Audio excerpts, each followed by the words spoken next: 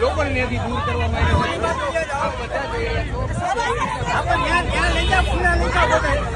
અહીં પોલીસ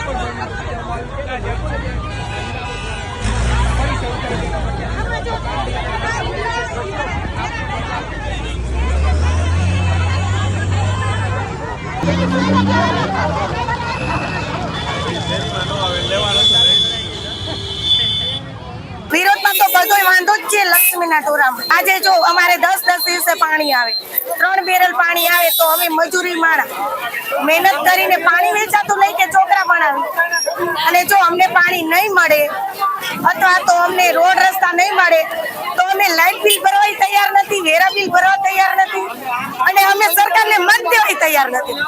કદાચ સરકાર અમને જેલમાં નાખી દે તોય પણ અમે તૈયાર થઈ જેલમાં રહેવા। અમે ઇન્ડિયામાં રહી છીએ, અમે પાકિસ્તાનમાં નથી રહેતા, એટલે મહેરબાની કરીને અમને પાણીની સુવિધા આપજો, નહીતર અમાર જેવા પુંડા કોઈ નથી। અમે ધારીને તો કમિશનર પાસે પહોંચશું, અમે કમિશનર સાહેબ પાસે અરજી નાખશું, કોઈ પણ જવાબ નહીં મળે તો અમે બધી બાયુ વિરોધમાં ન્યા જશું।